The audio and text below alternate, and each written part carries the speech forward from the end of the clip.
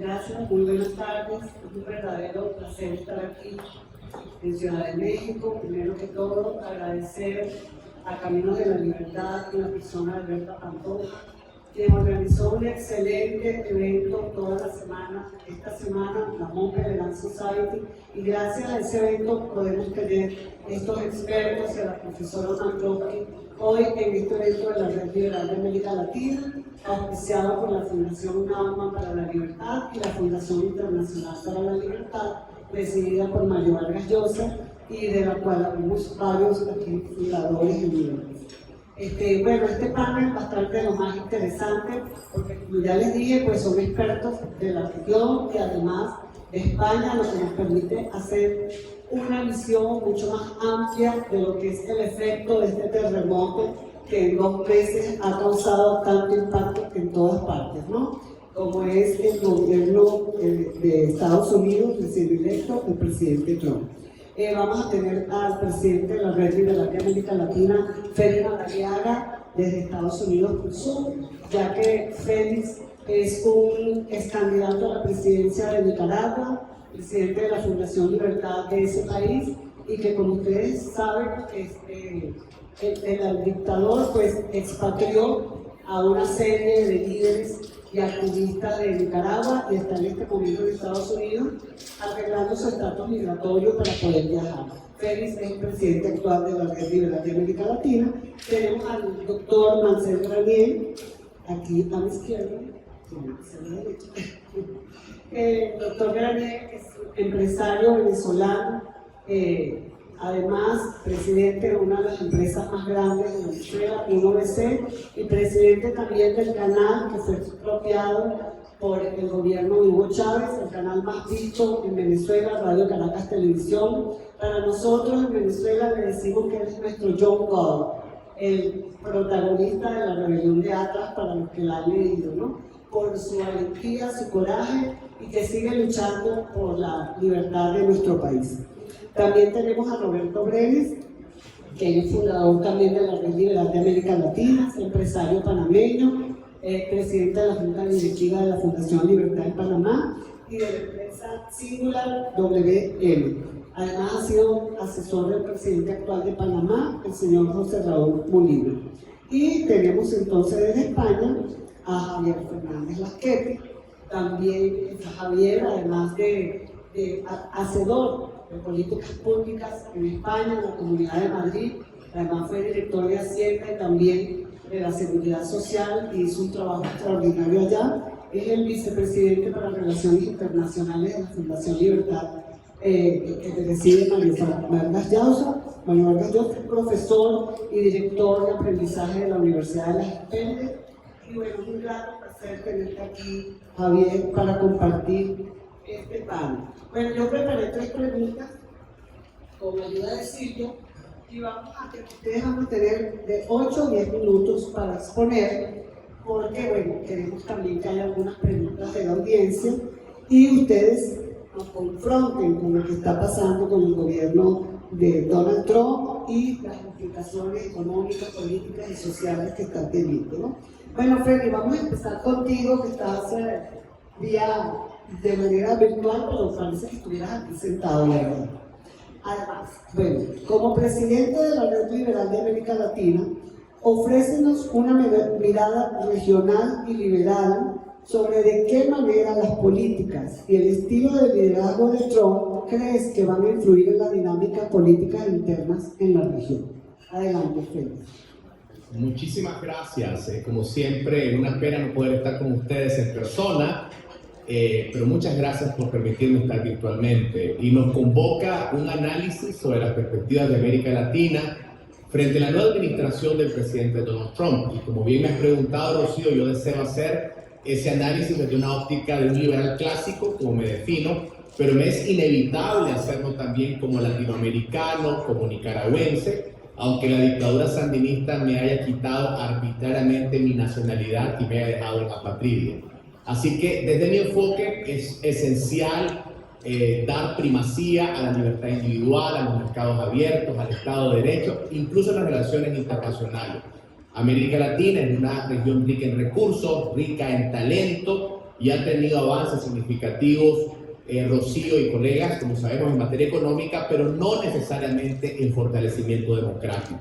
Tenemos un déficit democrático y eso nos pone vulnerables en nuestras relaciones internacionales, sobre todo cuando la geografía del comercio se ha vuelto más compleja.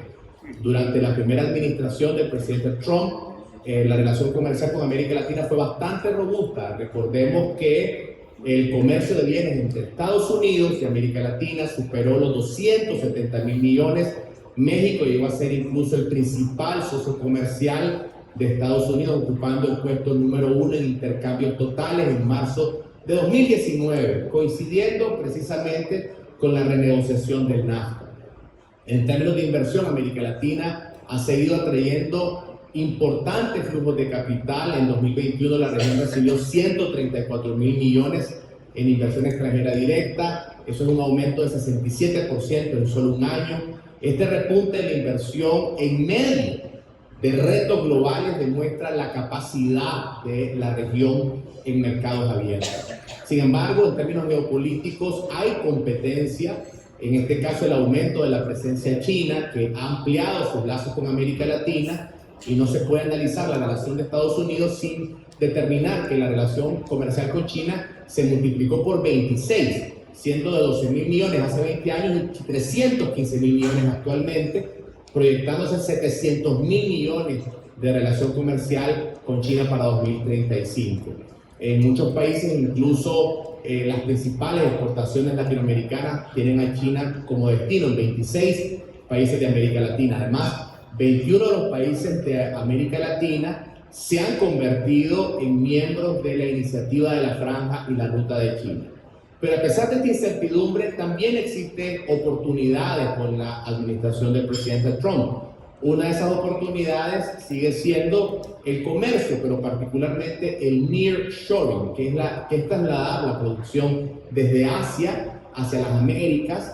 Esta es una oportunidad que la ha resaltado, por ejemplo, el Banco Interamericano de Desarrollo, estimando que el nearshoring podría añadir hasta 78.000 millones de dólares anuales en nuevas exportaciones de bienes y servicios para la región, particularmente a países como México, como Brasil, como Costa Rica o Colombia, que podrían ser centros logísticos con proyectos tecnológicos orientados al mercado estadounidense.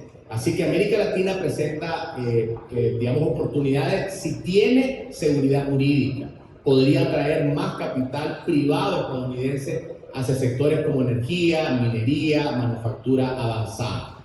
Otra oportunidad es la colaboración en seguridad y lucha contra el crimen. La agenda del presidente Trump ha priorizado la seguridad fronteriza, el combate al narcotráfico. Esto podría derivar en mayor cooperación en materia de lucha contra el crimen organizado transnacional.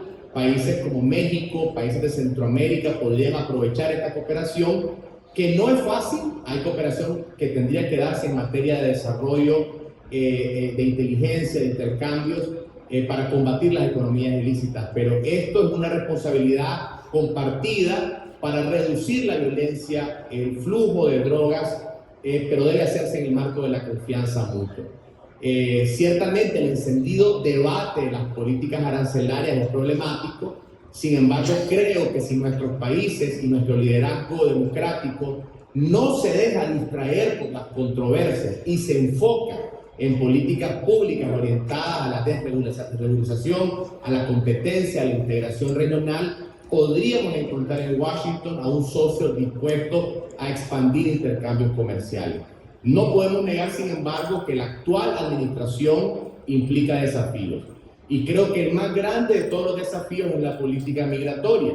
Tal como el presidente Trump lo prometió en su campaña, ha exigido mayores controles migratorios en la frontera sur. De igual forma, le ha pedido a Centroamérica aceptar acuerdos de tercer país seguro, la retención de migrantes. Y creo que estas demandas unilaterales tensan las relaciones diplomáticas, obligan a atender ese desequilibrio entre Washington y los derechos humanos de los migrantes. La región deberá prepararse, creo yo, para enfrentar estas complejidades, evitando concesiones que comprometan nuestra soberanía o maltraten a nuestros ciudadanos y buscando una cooperación en el marco del mutuo respeto. Otro tema es, digamos, el tema comercial. El presidente Trump ha demostrado estar dispuesto a imponer aranceles unilaterales para defender intereses domésticos. La falta de compromiso de la actual administración con la integración comercial sugiere que Estados Unidos no va a priorizar acuerdos comerciales integrales con América Latina, así que preveo que países como Brasil, que esperaban mayor apertura comercial, van a tener problemas en tratados de este tipo, pero se podrían dar acuerdos caso por caso de manera bilateral. Insisto que no se debe minimizar la rivalidad de Estados Unidos y China. Se espera que la nueva administración intensifique esfuerzos para contrarrestar la influencia china en el hemisferio y esperando de que los países latinoamericanos no se inclinen más hacia China. Y eso es problema porque hay con China una integración tecnológica en varios países.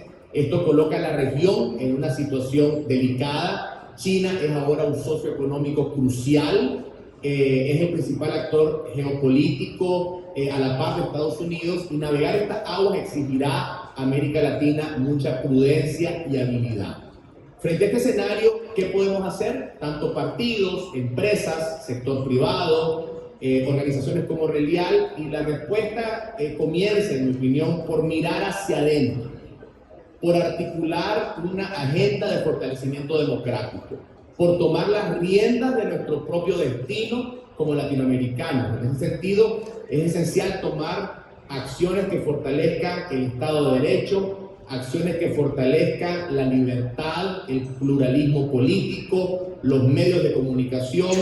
Si nosotros tenemos un Estado de Derecho débil, una sociedad civil poco robusta, va a ser muy difícil poder interactuar con Estados Unidos bajo la nueva administración de una manera que beneficie a América Latina.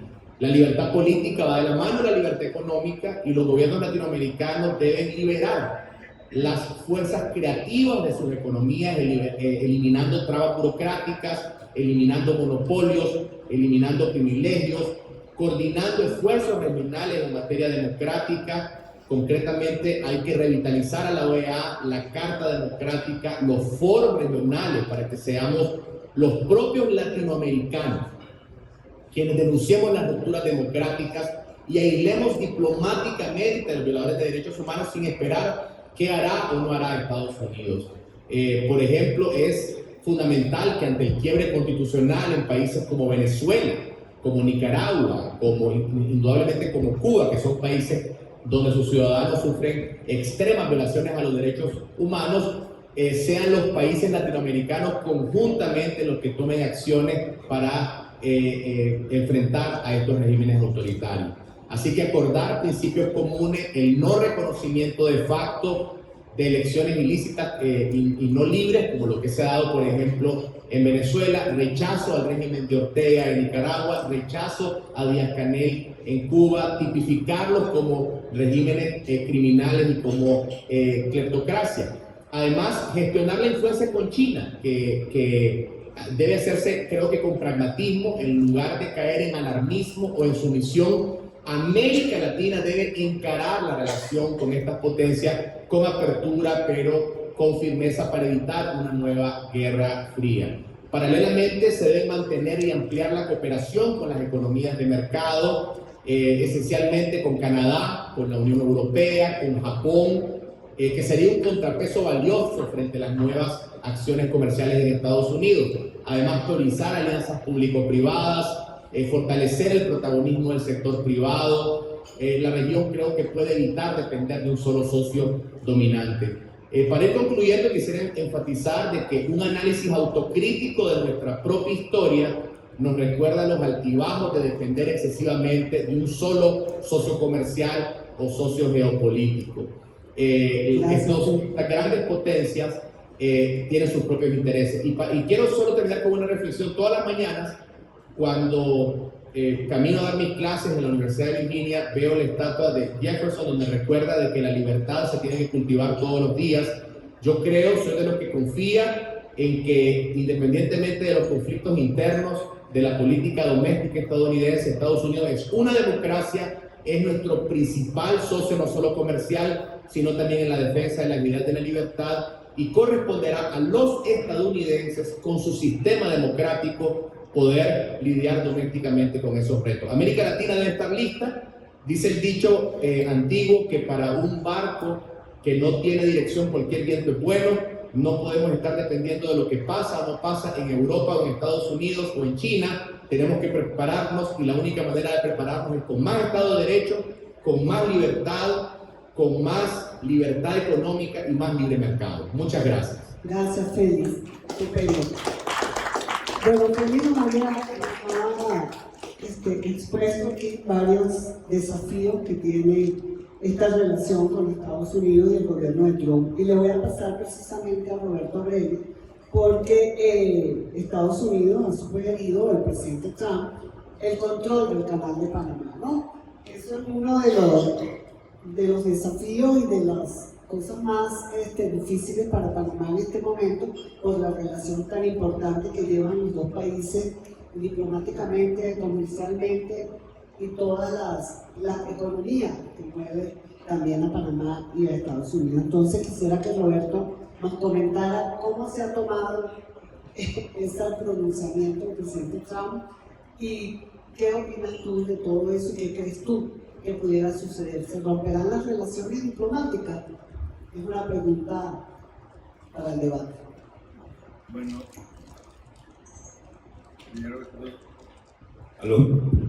primero que todo, muchísimas gracias por la invitación. Debo decir dos cosas. Primero, que lo que yo diga aquí es estrictamente personal, en vista de mi relación que yo tengo ahora con el presidente de la República. Y segundo, quiero darle crédito a la ingeniera Ilia Marota, que es la subadministradora del canal, que me proporcionó algunas transparencias que quiero pasar muy rápidamente. En 1977, después de 55 años más o menos de lucha negociada entre Panamá y los Estados Unidos, Panamá logró que los Estados Unidos le diera el control del canal. El control del canal y no el control de la tierra siempre fue panameña. Pero los Estados Unidos, como decía el tratado, trataban la tierra como si fueran soberanos. Ese tratado, yo quiero pedirle, a ver si me ponen las transparencias, la siguiente, no, la siguiente, a ver, donde saltaste, porque se equivocó, esto aquí rápidamente son las características del canal, del tratado del canal. Una administración conjunta entre el 77 al 2000, y después del 2000 Panamá simplemente se hacía dueño del canal. Hay algunas cláusulas de defensa conjunta en algunos momentos. Pero lo importante del tratado no solamente es que Panamá recupera su canal, sino que Panamá somete el manejo del tratado y del canal a un pacto de neutralidad. Yo creo que es la siguiente transparencia.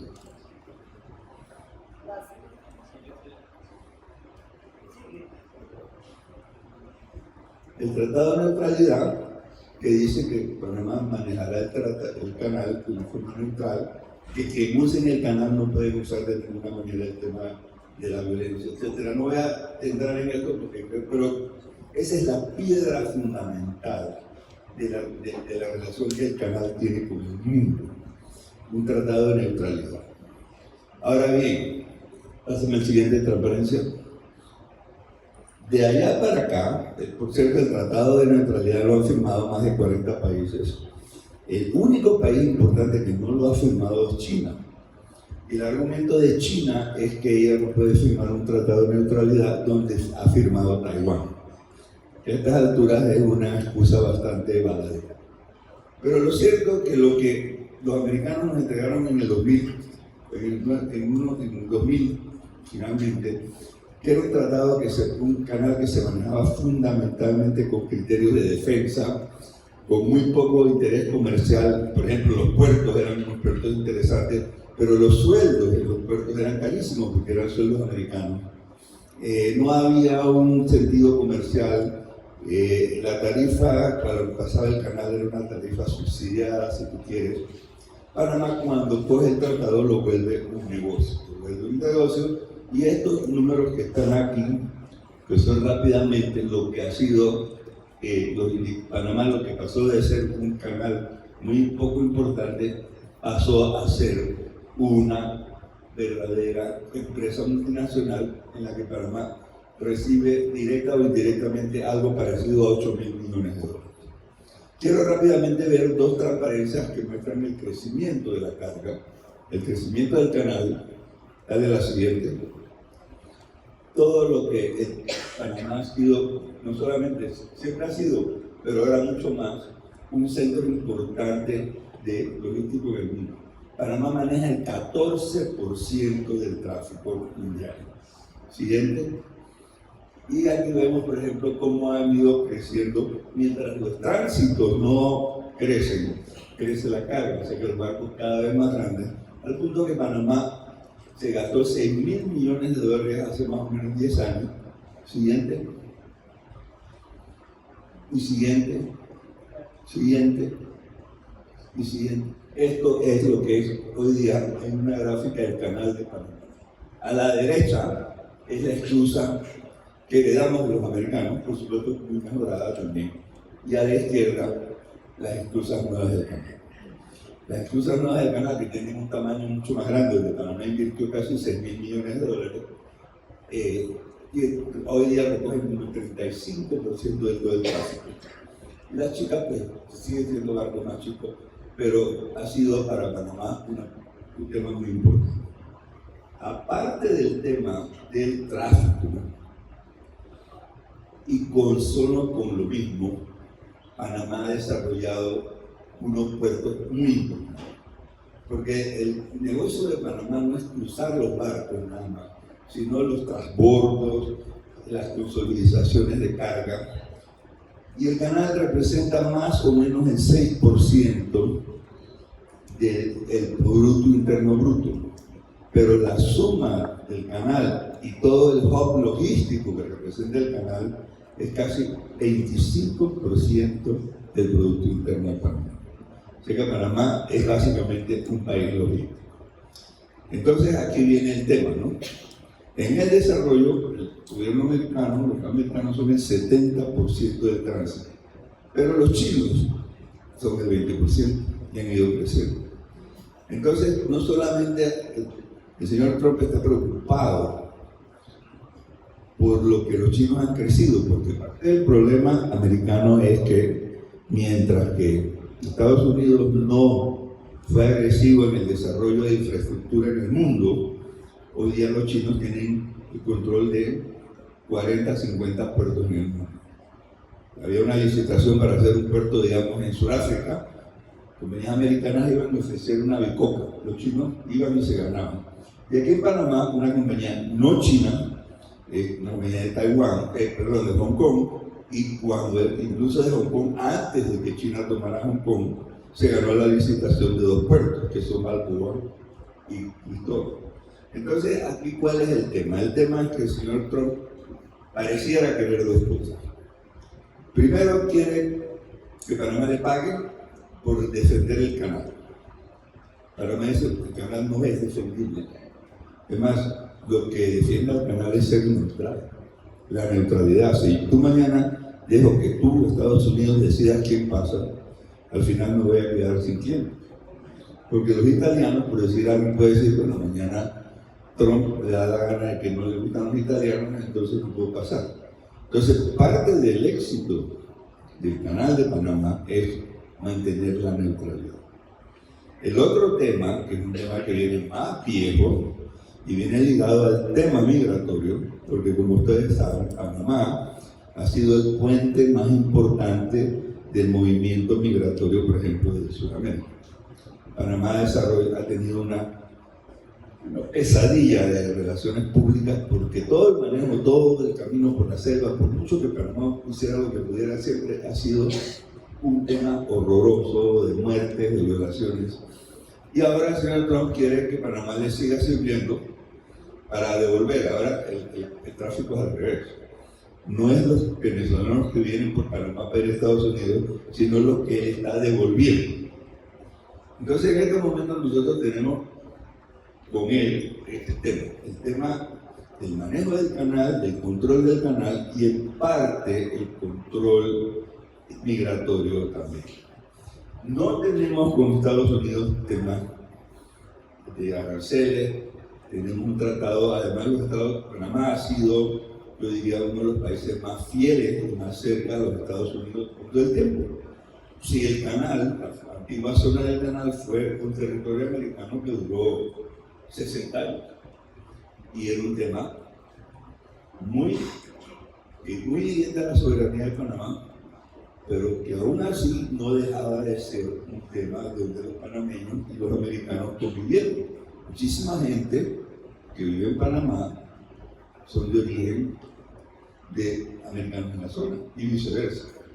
Entonces, la relación a través del tiempo ha sido muy buena. El tema aquí parece suscribirse a qué es lo que él pretende que el canal haga. Mi opinión es que él está trayendo de tener todo lo que le ha sacado China en el mundo, la infraestructura portuaria, tratar de controlarla a través del control del canal. Y el control del canal no viene gratis. No es fácil porque va a querer tropas o va a querer que Panamá no le cobre. Por ejemplo, Panamá no le cobra a los barcos de guerra americanos, les cobran, pero una fracción. Y los barcos de guerra americanos tienen tránsito expedito. Pasan primero, llegan a la fila y hay gente por delante de ellos, no. Pero con todo eso, pues, tenemos este tema que realmente yo puedo decir que toda la semana es un drama nuevo. Ya, por ejemplo, el tema de los puertos, los famosos puertos de Hutchinson, ahora ya se compró por BlackRock, van a ser operados por una naviera italiana. Sin embargo, ahora los chinos están opuestos a la transacción. Entonces, Panamá está en el medio, como dice el dicho, ¿no? Cuando dos elefantes pelean, el que pierde es el ratón que está ahí al lado, ¿no? Entonces, nosotros tenemos ese tema. No tenemos aparentemente otros problemas con Estados Unidos. Incluso el nivel político, a flujo con el Consejo de Seguridad, con una serie, funciona bien. Pero él sencillamente quiere, de alguna forma, controlar el tema. Y eso los panameños, que pelearon 3 generaciones, 4 generaciones, para lograr la reparación penal, no están muy dispuestos a ceder regreso al señor Trump. Gracias, Roberto, qué interesante. No sé si nos puede dejar los láminas para... perfecto. Con el proviso que la usen, siempre citando a la ingeniera Malota. Maravillosa tu presentación en torno a esto y creo que tendríamos que hacer otro panel del peligro de China en América Latina, porque como tú comentabas, el tema de que China está cada vez apoderándose no solamente del canal de Panamá, sino de los centros portuarios, es un peligro, ¿no? Pero hablando de eso que decía el tema migratorio, le voy a pasar la palabra al doctor Javier, porque sí ha sido muy doloroso el paso por el Darién para tantos venezolanos. Pero como todos saben, la situación de Venezuela es muy compleja. Bueno, esta zozobra que vivimos ahorita por todo el tema migratorio que se ha mediatizado mucho por los venezolanos que han mandado a El Salvador, etcétera, etcétera. ¿Y cómo cuál debería ser el rol de Estados Unidos en la situación de Venezuela, Marcelo?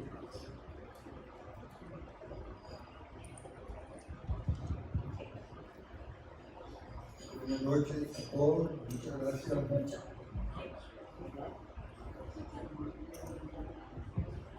Buenas noches, ¿se escucha? Muchas gracias por la invitación. La relación entre Venezuela y los Estados Unidos bajo la presidencia del señor Donald Trump es vital para Venezuela en este momento.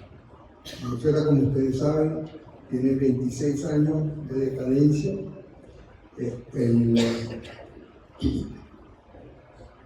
Para ponerlo así en 2 cifras que representan la tragedia venezolana, una cuarta parte del país ha emigrado y esa migración tan grande de más de 8 millones de personas, por supuesto, está creando problemas en países como Colombia, Perú, Ecuador, Chile, Argentina, España y Estados Unidos. La otra cifra que creo que es importante que tengamos presente, todos hablamos de la educación como una de las grandes prioridades de un gobierno. Profesor universitario a tiempo completo en Venezuela gana menos de $10 mensuales. Y el costo de vida en Venezuela es superior al costo de vida en México.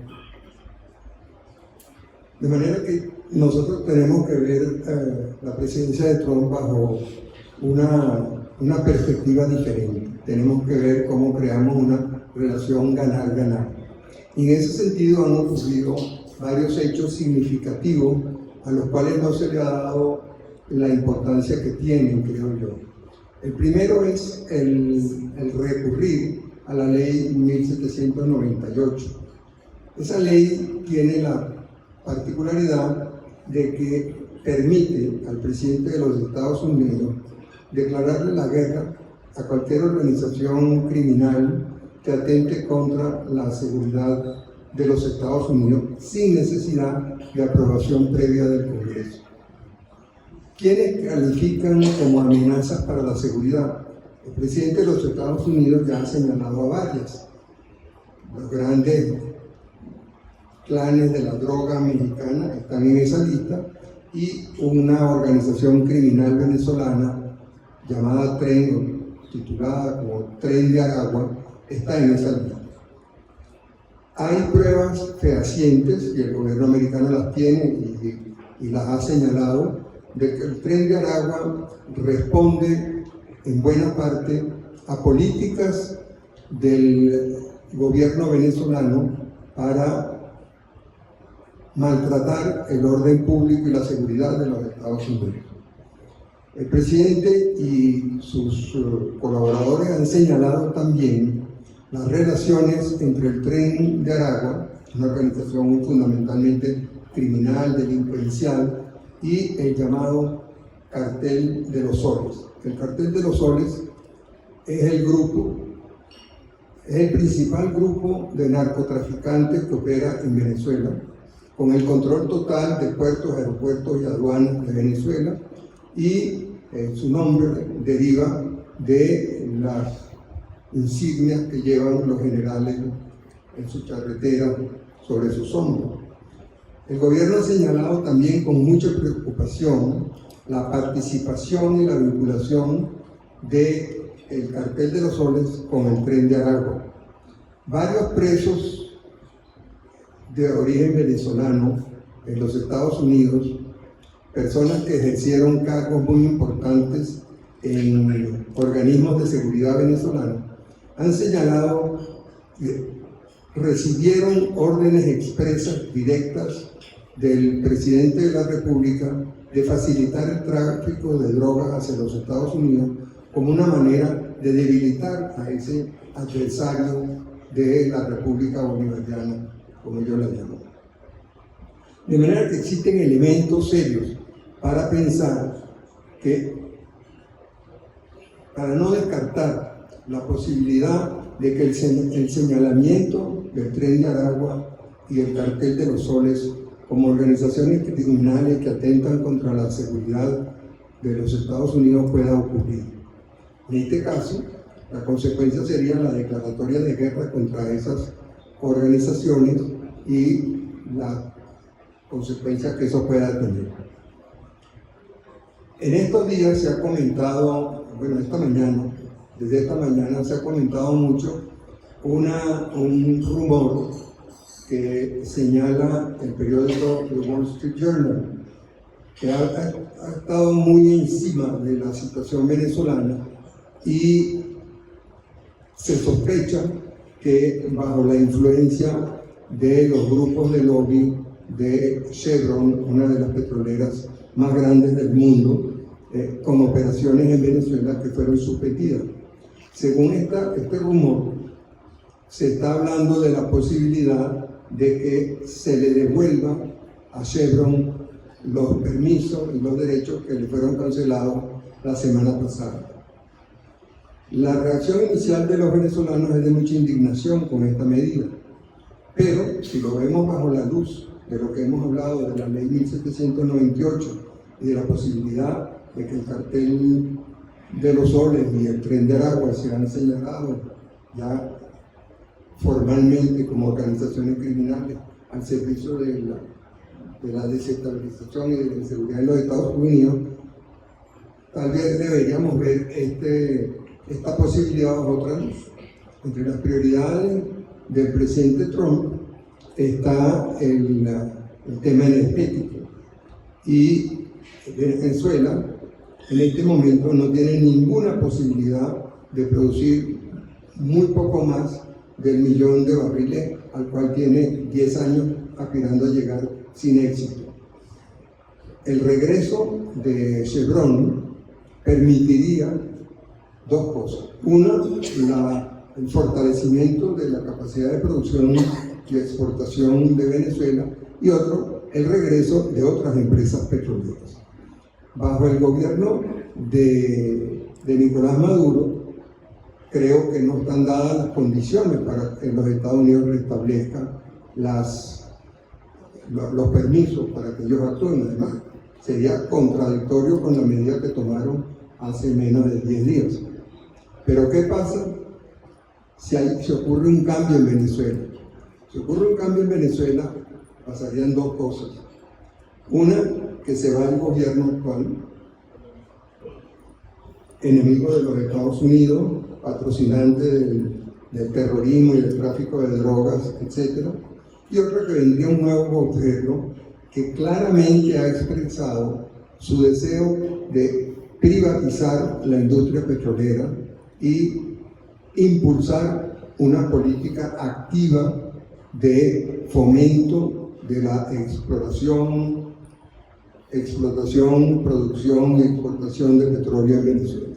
Se habla, como se hablaba en los años 90, de que Venezuela estaría en capacidad, si consigue los capitales, los cuales no los puede conseguir bajo la administración actual, pero sí los podría conseguir con una administración que tuviera una política de apertura y de privatización de la industria petrolera. Venezuela podría fácilmente, en poco tiempo, superar los 3, 4, 5, 6 millones de barriles diarios y aspirar hasta 10 millones de barriles diarios. Eso por un lado. Por otro lado, en estos días también se ha hablado, el presidente Putin ha hecho un planteamiento extraño de acercamiento al al usurpador de la presidencia de Venezuela, y ha propuesto una reunión de los dos para firmar unos tratados allá en Moscú. Este es un viaje muy peligroso para el señor Maduro, porque el señor Maduro tiene una recompensa ofrecida por su persona de $25 millones. De manera que dudo mucho que él haga esto, pero que realice el viaje. Pero sí creo que puede ser que firme en los convenios. Entre las prioridades de los Estados Unidos, creo que una de las primeras es sacar la influencia iraní de Venezuela, donde la penetración es muy grande. Otra también es sacar la influencia rusa de Venezuela y de América Latina en general, porque perturba mucho la seguridad de los Estados Unidos. De manera que cabe pensar que en este acercamiento entre el presidente Putin y el presidente Trump pudiese haber un acuerdo en donde Estados Unidos hace concesiones en Ucrania, no inscripción en la OTAN, etc., y Rusia le reciproca con Venezuela.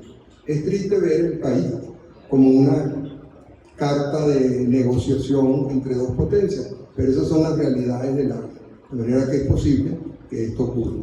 Entonces, la situación actual es una situación de estar alerta, de estar muy pendiente, estar atento a estos cambios que pueden ocurrir. Puede que yo esté leyendo equivocadamente estas señales, pero uno en el periodismo se acostumbra a estudiar todas las posibilidades que existen, y estas son las que yo he encontrado. Gracias. Vamos. Gracias,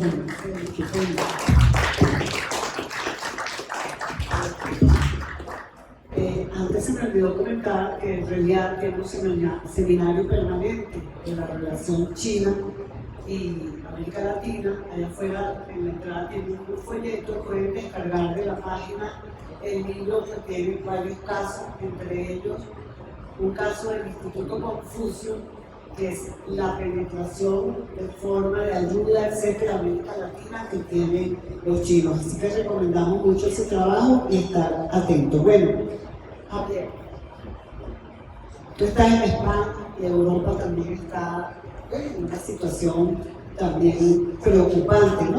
Y las recientes acciones del presidente Trump también se han visto afectadas, sobre todo lo que fue el discurso del vicepresidente Vance en el Foro de Europa, que causó tanto impacto, y nos gustaría que nos comentaras cómo ve la cooperación Unión Europea-Estados Unidos y el impacto de esta presentación que hizo el presidente vicepresidente.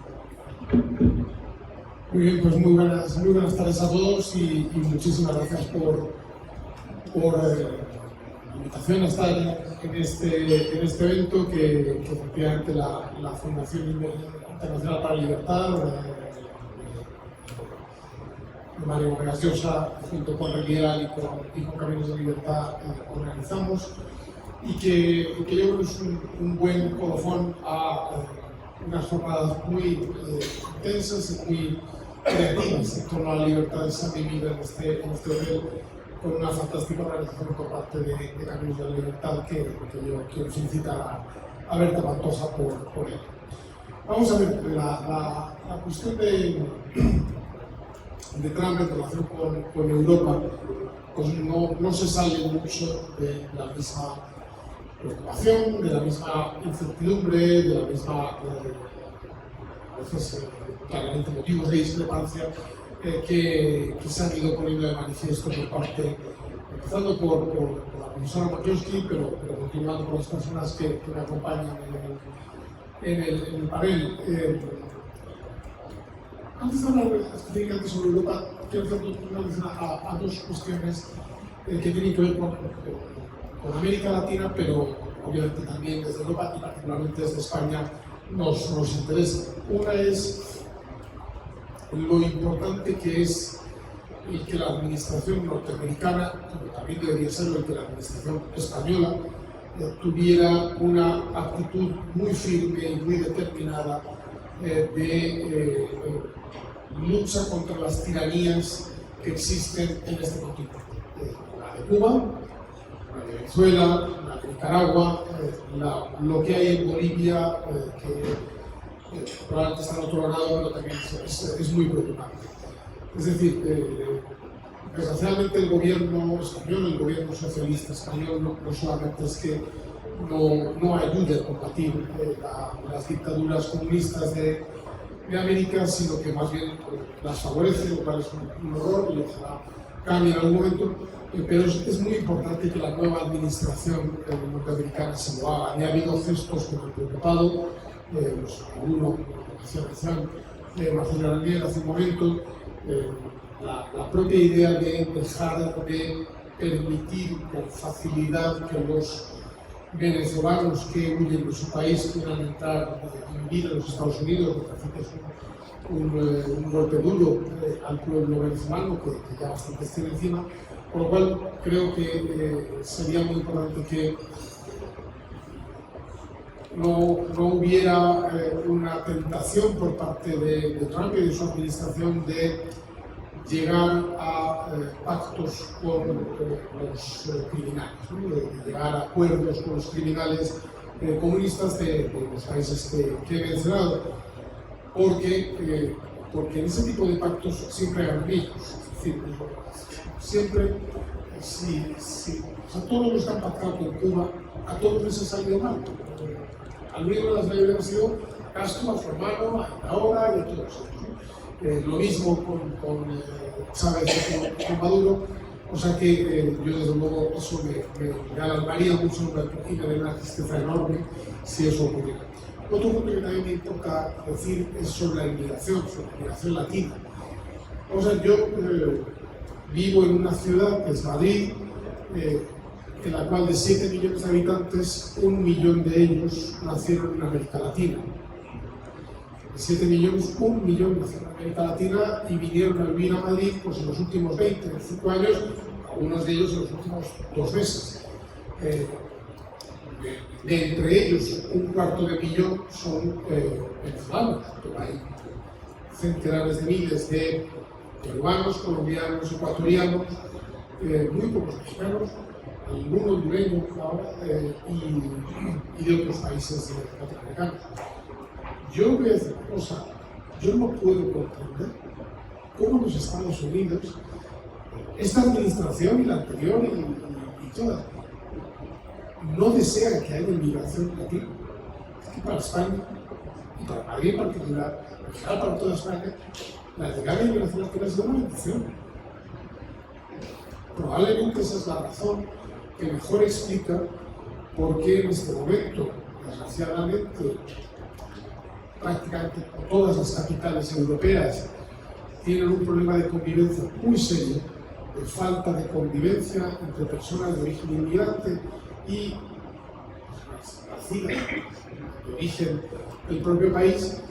La situación, y lo digo con una enorme tristeza, que es muy preocupante, de París, de Berlín, de Milán, de Roma, de Londres, de Ámsterdam, no les digo de Estocolmo, porque están a tiros, literalmente a tiros, y no es el caso de Madrid. No lo es.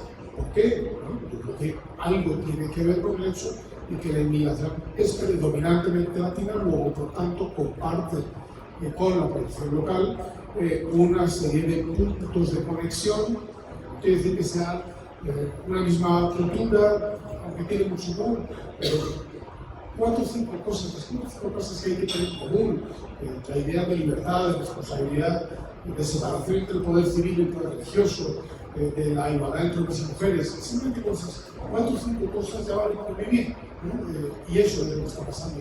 Y es una historia de éxito y de madera, que siga siendo así en el caso de Madrid y en general de prácticamente toda España, y me sorprende y me parece absurdo por parte de los Estados Unidos que no haga lo propio, porque sería, lo es también, y de hecho es la realidad de las comunidades latinas que viven en los Estados Unidos desde hace muchos años y con un nivel de integración, de formar parte de la cultura y de la vida y de la sociedad norteamericana absoluto, no de vivir aparte, sino de formar parte.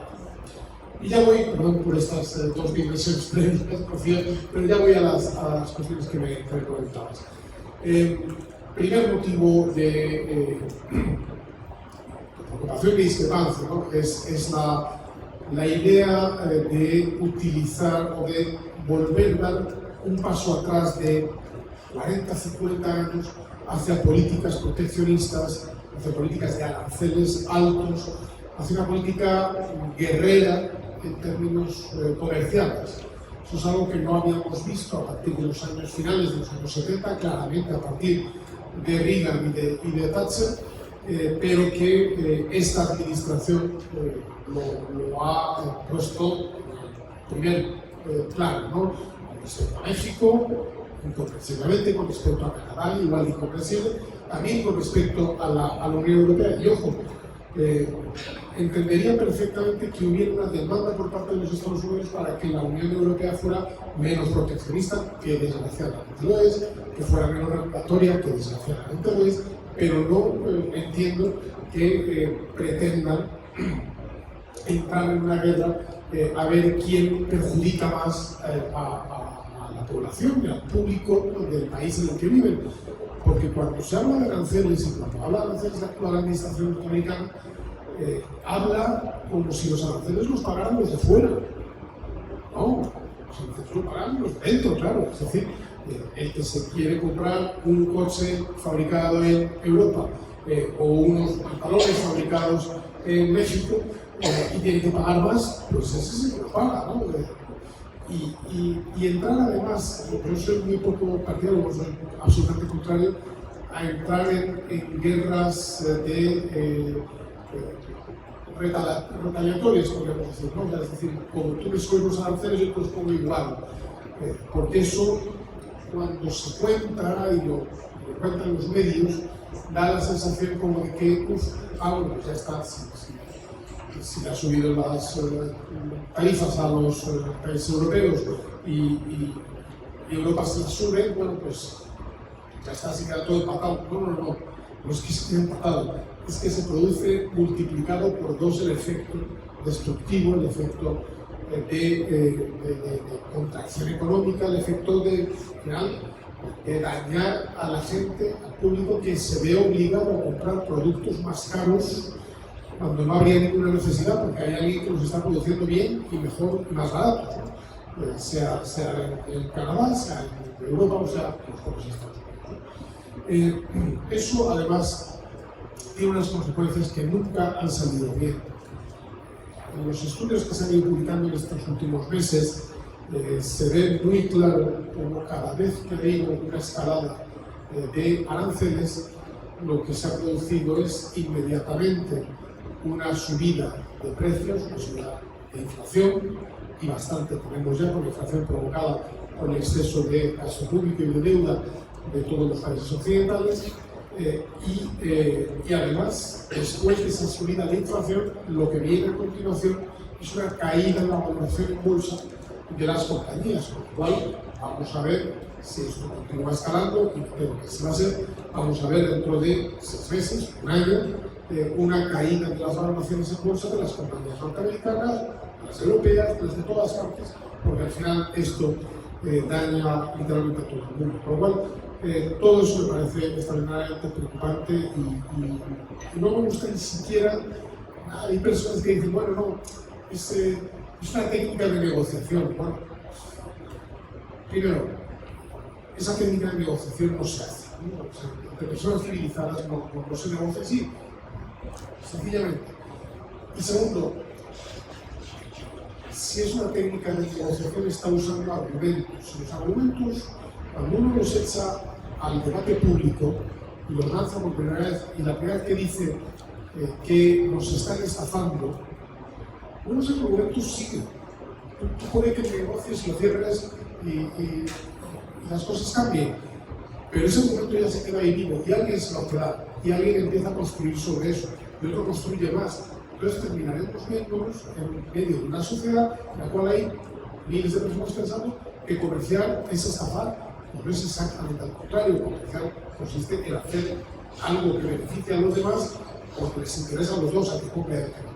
Bueno, yo quería decir eso sobre la cuestión comercial y una última palabra sobre la cuestión relacionada con defensa, seguridad y las amenazas que existen en todo el mundo y que particularmente en Europa pues están ahí mismo, de hecho, con un país invadido o medio invadido y agredido que es Ucrania, ¿no? Este discurso de J.D. Vance al que hacía alusión Rocío, a mí me hubiera parecido, bueno, probablemente yo no hubiera estado de acuerdo con todo, seguramente, si no hubiera sido dicho por el vicepresidente del gobierno que se dispone, y abiertamente lo está diciendo, a llegar a acuerdos con alguien como Putin. Es decir, tú lo que no puedes hacer es hacer un discurso lleno hasta arriba de principios morales y de invocaciones a la ética, y acto seguido girarte y llegar a un acuerdo con un tipo que es un canalla, como es Vladimir Putin. Entonces, una cosa, por la otra es que es tan disonante que lo que te hace pensar es que no es verdadero. Lo verdadero es la cercanía creciente a Putin, que ya apareció en el primer mandato de Donald Trump, y que ahora la vemos, a ese Putin cuyos dirigentes, si no recuerdo mal, esta misma semana se fotografiaban en una foto llena de banderas de sur a techo con rusos, venezolanos, iraníes, ¿no? Era esa la foto, ¿no? Son, amigo mío, menudas compañías te están usando. La cuestión de la seguridad y la defensa en Europa se está viviendo con un dramatismo que yo creo que es lo lógico. Ni les cuento cuanto más al este, en toda Europa, pero cuanto más cerca de la frontera con Rusia, el dramatismo ya va subiendo de escala hasta la angustia, y yo lo entiendo perfectamente. Es decir, si yo fuera lituano, o si yo fuera polaco, o incluso si yo fuera coreano o taiwanés, y veo a la administración norteamericana dispuesta a que un invasor, el primer régimen, la primera vez que desde la Segunda Guerra Mundial hay un país que invade a otro por una conquista territorial, digamos, los países del mundo occidental. Si yo fuera un lituano, un letón, un estonio, un rumano o un polaco, yo vería con la sensación de que los siguientes vamos a ser nosotros, porque efectivamente los siguientes van a ser ellos. Esa es claramente la ambición de Vladimir Putin, que no ha entendido, no ha digerido, no ha aceptado la salida de todos los países de la órbita de la Unión Soviética, a la que fueron sometidos por la fuerza después de la Segunda Guerra Mundial. Entonces, el hecho de aceptar que mediante una invasión Rusia se puede quedar con el territorio del vecino, pues eso es algo que no se va a parar, obviamente, en el Donbass o en Zaporilla o en algún lugar de estos de la franja contigua a Rusia de Ucrania, sino que irá más hacia el occidente y nos afectará a todo el mundo y a todos los europeos, porque esas guerras obviamente afectan a todo el mundo. Al mismo tiempo, Europa obviamente ha hecho muy mal durante todos estos años, y particularmente desde la caída del muro de Berlín en el año 89, en pensar que se puede vivir muy bien sin pagar los gastos de defensa. Y está sencillamente actuando como un freerider, porque ya se ocuparán los Estados Unidos de pagarnos los gastos del sostenimiento de nuestra libertad y de nuestra paz. Bueno, eso está mal en todo caso, lo diga Putin o no, pero lo diga Trump o no, y me parece muy lógico y muy admisible que la actual administración lo diga, ya lo decían también las actuales administraciones.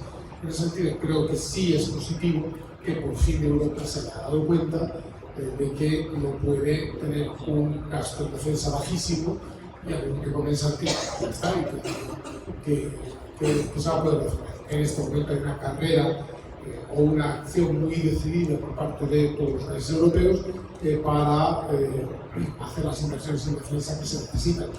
Muy mal hecho, en mi opinión, la circunstancia de que pretenden hacerlo por el procedimiento de aumentar el gasto público, en vez de reordenar las prioridades que lo que deben hacer. Si defensa hasta ahora estaba en la séptima prioridad, pues subirá a la primera. No mantengas la primera de que estaba y encima le añadas más gasto. En fin, la realidad es que eso va a suceder en toda Europa y que tenemos que ser conscientes de que la amenaza que significa una Rusia cada vez más soviética, con una administración norteamericana que está dispuesta a dejar de hacer, es algo que amenaza a toda Europa y que lo vivimos desde este momento. Muchas gracias. Gracias, Javier. Estamos rodeados, porque dirían, los rusos, los chinos, bueno, qué peligro para América Latina. Bueno, aquí hay una pregunta, no sé si hay otra pregunta más, porque ya se está haciendo tiempo corto. Hay una que, como Félix habló de nearshoring como una oportunidad, hay una pregunta sobre si la política de implementar aranceles y tasas puede afectar el escenario de los países que están trabajando en el nearshoring, especialmente México, ¿no? Félix. Sí, la respuesta es que sí, estoy totalmente de acuerdo que los aranceles nunca son una buena idea si el objetivo es el libre comercio. Sin embargo, el nearshoring y cualquier otra estrategia comercial que América Latina tenga, y ese es mi punto de fondo, no solo con el tema comercial, con el nearshoring, con cualquier otro tipo de política pública, es que no podemos seguir como latinoamericanos dictando nuestras políticas públicas en función de las decisiones que haga la administración de turno en Estados Unidos. Es decir, mejorar nuestra productividad, mejorar el respeto a la propiedad privada, mejorar la innovación, mejorar la capacidad de captar talento, mejorar la capacidad de poder comerciar sin barreras comerciales con nuestros socios, no solo con Estados Unidos, sino que he mencionado algunos, la importancia del comercio interregional, la importancia de poder atraer inversión privada a países como México, Argentina, Costa Rica, los que he mencionado que tienen, digamos, algunas ventajas competitivas interesantes. El nearshoring es más que todo un ejemplo de que en medio de todas las dificultades hay ciertas oportunidades. Y quizás sea el mensaje que yo quisiera transmitir, y es una obviedad, algo bastante obvio, y insisto, lo que digo, ya lo ha mencionado en todo momento, pero en la medida en que nuestro Estado de Derecho, nuestro respeto a la propiedad privada, nuestros atropellos a la libertad individual sean tan recurrentes en América Latina, pues naturalmente estaremos mucho más vulnerables para poder aprovechar cualquier oportunidad que existe en el comercio global, pero también para poder responder a los ataques liberales que está sufriendo el mundo entero. Así que, en resumen, efectivamente, esta política de aranceles, quiero coincidir plenamente con el último panelista, es decir, es terrible para los que creemos en la importancia de la libertad económica, esta guerra arancelaria, pero no podemos seguir esperando que sean, digamos, las presiones externas los que obliguen a las políticas públicas latinoamericanas a acercarse más hacia la libertad individual y hacia el libre mercado. Tenemos que hacerlo, esté el señor Trump en el poder o quien esté en el poder. Gracias, Félix. Bueno, aquí hay una pregunta para ti, Javier. ¿Cómo es una postura liberal decir quiero que otros paguen por algo que me preocupa a mí? Si España tuviera que pagar por la guerra de Ucrania, ¿pensaría igual?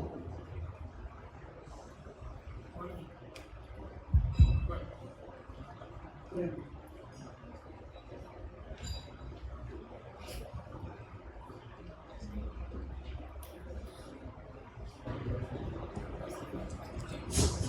Sí. Bueno, yo creo que lo he dicho en mi primera intervención, es decir, creo que ha sido una política equivocada, una política hasta cierto punto temeraria por parte de la mayor parte de los países europeos y especialmente los más occidentales. Durante tantos años y especialmente desde el 89, caída del muro de Berlín hasta aquí, ceder ante esa parte de la opinión de la izquierda, del socialismo, de una parte de los medios de comunicación que siempre hablan del gasto militar como si fuera algo del gasto de defensa, como si fuera algo de lo que uno puede prescindir sin que eso tenga consecuencias. Es decir, para los gobiernos francés, británico, español tradicionalmente, el que peor en España, o italiano, durante estas 3 últimas décadas, decir que se iba a invertir más en defensa y en seguridad no era popular. Y entonces, pues como no era popular, pues lo dejaba por ahí, corriendo, sabiendo que los Estados Unidos nos iban a proteger. Creo que eso fue una equivocación, creo que eso es temerario, ponerse en un riesgo que ahora ya lo vemos mucho más cerca. Me alegra que en este momento exista la redacción para que nada de todo eso pase. Es decir, las cosas que se están diciendo en el discurso público en Europa en los últimos 3 meses, aunque en realidad ya en la última cumbre de la OTAN, que fue en Madrid hace 3 años, ya se hablaba muy claramente de subida de la inversión en seguridad y defensa. Eran cosas que no se oían desde hacía muchos años, ¿no? Y yo creo que es bueno que así sea. Dicho todo eso, el que durante todos estos años se haya cometido un error y se haya hecho algo que no se debe hacer, que es ser un free rider, vivir a costa de los demás, no me parece que eso signifique que a acto seguido nos tengamos que apuntar a la política que diga J.D. Vance, o que diga Steve Bannon, o que diga cualquiera que se suba a la tribuna de SIPA. No, sencillamente no. Que Europa tiene que pagar más para defenderse, obviamente.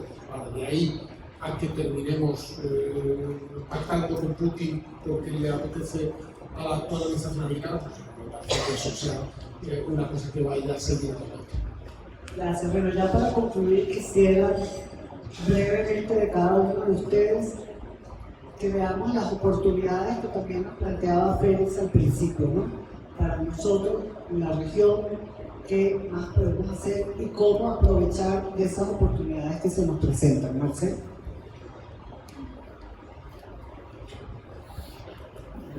Creo que con la solución del problema venezolano ganan todos.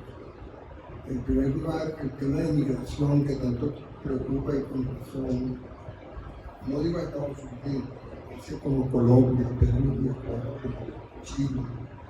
En España tampoco, porque en España la integración ha sido muy buena. Pero creo que la presión esa de la migración se reduciría a cero, creo yo, más que mucha gente regresaría. Sobre todo la gente más necesitada, más débil, que necesita más el calor de su tierra y de su gente. De manera que en ese sentido, creo que el éxito y el trabajo que han desarrollado muchos venezolanos fuera de Venezuela se potenciaría al tener el mercado venezolano también como una posibilidad y una oportunidad. De manera que en ese sentido creo que todos ganan. Con la apertura de la economía también creo que todos ganan, puesto que en Venezuela hay en este momento oportunidades de inversión maravillosas si contamos con un gobierno favorable a la libre empresa y a la economía de mercado.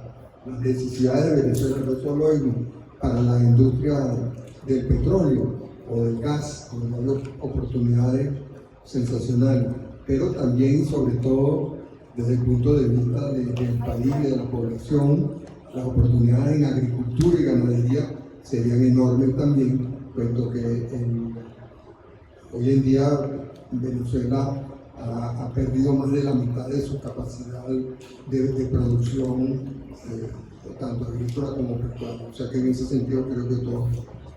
Con respecto al peligro de la presencia iraní y rusa, creo que también se reduciría sustancialmente con la solución del problema venezolano. Y la penetración china en el caso de Venezuela creo que no es un peligro, porque la experiencia de los chinos con los chavistas ha sido muy mala. Ha sido una de perder y de mucha frustración y de mucho disgusto. Hoy China todavía está tratando de recuperar los préstamos que hizo, recibiendo petróleo a precios viles, ¿no? Pero ese peligro no existe. Con respecto al tema del nearshoring, creo que es una oportunidad para Venezuela, pero también para toda América Latina. O sea, yo no estaría preocupado si fuera mexicano, por decir el caso más obvio, porque el nearshoring es una oportunidad de ganar tan obvia, tan grande, tan evidente, tan sin discusión. Eso va a ocurrir. O sea, digan lo que digan el presidente de los Estados Unidos o el que sea, el nearshoring en el caso de México es obvio que va a resultar por todas las condiciones que existen. Con respecto al comercio, también creo que tampoco estoy preocupado con el tema de las tarifas. Yo creo que las tarifas son un instrumento de negociación No creo que nadie en el siglo XXI piense que con tarifa va a desarrollar mercado o va a mejorar su economía. No lo creo. Es verdad que hay algunas evidencias peligrosas, el aumento de los impuestos, de las tarifas, ¿no?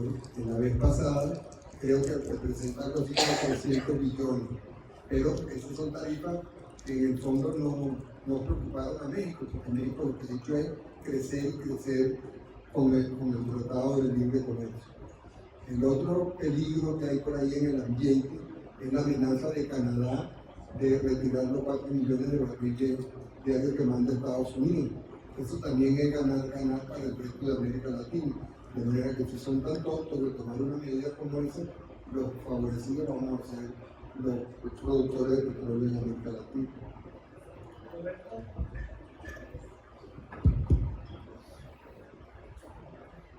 Yo honestamente no me siento tan optimista ante una persona que sistemáticamente viola los derechos de propiedad y los derechos individuales y no tiene una política, sino que simple y sencillamente como despierta mañana. Para Panamá una guerra arancelaria tiene unas implicaciones directas porque se reduciría posiblemente considerablemente el tráfico mundial. O sea, en la medida que tú vayas aislando a Estados Unidos y no vayas a salir a comprar, en esa medida la contracción del comercio mundial, nosotros movemos el 14% de la carga, no afectaría. Segundo, yo no sé exactamente. Se habla de nearshoring, pero él no ha dicho nada, ni qué va a hacer. Yo pienso que en muchos casos, en los países de Latinoamérica, nearshoring tiene ventajas de algún tipo. Yo considero que una de las condiciones importantes, si tú quieres hacer nearshoring, sobre todo en lo que son chips, tú tienes que tener energía barata. Y no, yo diría que la mayoría de Latinoamérica no tiene energía barata. Puede tener energía barata Venezuela si logra reducir sus distorsiones, pero muchos no lo tienen. Entonces, yo más bien pienso que debemos tratar de, por una parte, aprovechar la coyuntura, porque mal o bien lo que hace Trump, en el caso de Panamá, crea una cohesión interna que puede ser usada, puede ser movida hacia otras cosas que tú necesitas que los panameños resuelvan de una forma cohesiva. Panamá no es un país que tiene grandes oportunidades de fabricación, porque es muy chico, porque es un hub logístico, pero sí tiene, por ejemplo, servicios financieros importantes. Ahora, también hay que ver qué es lo que el señor Trump está pensando en términos de si de verdad va a moverse hacia una revolución digital para que el mundo, por lo menos financieramente, sea más fácil de manejar. Pero yo, a corto plazo, debo decir que alguien que sistemáticamente viola todos los derechos no me inspira a mí ninguna esperanza. Gracias, Javier. Bueno, muy brevemente,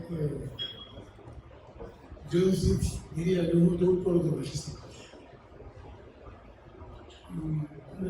Si de esto saliera que todos los que llevan toda su vida siendo antiamericanos, fundamentalmente la izquierda latinoamericana y la izquierda europea, llevados de su antiamericanismo, ahora se hicieran pro libre comercio, pues yo con eso, como liberal, oye, diría, pues mira, no hay mal que por bien no venga. Ojalá viéramos, oye, pues no sé, a Gustavo Petro, ¿no? O a Boric o alguno de estos, hablar en favor del libre comercio como lo llevamos haciendo los liberales, con bastante, creo yo, con bastante razón, en todos estos años. Ojalá tuviera esa consecuencia, no sé si es demasiado pedir, pero... Gracias. Bueno, Félix, tus palabras finales de conclusión. Bueno, y yo creo que las intervenciones previas han sido brillantes y eso me hace más fácil la conclusión. Igual, bueno, mi estimado amigo Roberto sabe cuánto lo quiero, pero quisiera insistir que la esperanza se debe tener aún en los momentos más difíciles. Y te lo dice, estimado, alguien que ha estado frente a una dictadura como la de Ortega. La esperanza no se pierde nunca. Y yo creo que eso define la identidad liberal. Nuestra lucha por la libertad, por eso hacía la reflexión de la frase de Jefferson aquí en la Universidad de Virginia, es algo que se cultiva a diario. La libertad no es un punto al que se llega. Y hoy tenemos, digamos, este reto de la administración Trump, mañana va a ser otro reto. Así que mi primera reflexión es que América Latina, porque esa es la pregunta de este panel, tiene que prepararse para los retos globales independientemente de la administración que esté en Estados Unidos. Yo personalmente rechazo este sentido de victimización y no estoy diciendo que nadie en el panel lo haya mencionado, me refiero en la narrativa dominante de la izquierda en América Latina, una constante victimización. Se culpa a la colonia española en una oportunidad, se culpa a Estados Unidos, el sandinismo, el marxismo, la izquierda han hecho de esa narrativa algo muy común. Y hoy el nuevo enemigo público es Trump. Y como liberal me es muy difícil también defender algunas decisiones que toma la actual administración. Creo que todos conocen la posición de Relial frente a las libertades individuales. Sin embargo, me resulta preocupante que enemigos históricos de la libertad individual, particularmente la izquierda en América Latina, los ataques liberales constantes contra los derechos humanos, contra la propiedad privada, hoy se sientan envalentonados porque creen que el clima político en Estados Unidos le abre las oportunidades a la izquierda de decir, bueno, miren, el capitalismo en Estados Unidos está en decadencia y esta es la nueva alternativa. Yo creo, y este es probablemente el mensaje más importante, que Estados Unidos es la democracia industrializada más importante del mundo, sigue siendo una democracia, y las instituciones domésticas estadounidenses y el votante estadounidense tendrá que lidiar con los retos de la autocracia, con los retos del populismo, como lo hacen las democracias. Cuidémonos mucho de no abrirle las puertas al populismo de izquierda como una alternativa a los supuestos retos que abre la administración de Trump. Insisto, el principal reto para América Latina son nuestras propias dictaduras. Miremos el ejemplo de Venezuela, miremos el ejemplo de Cuba, de Nicaragua. La tragedia de los migrantes venezolanos, de los migrantes nicaragüenses, la ha causado la dictadura de Maduro, la dictadura de Ortega.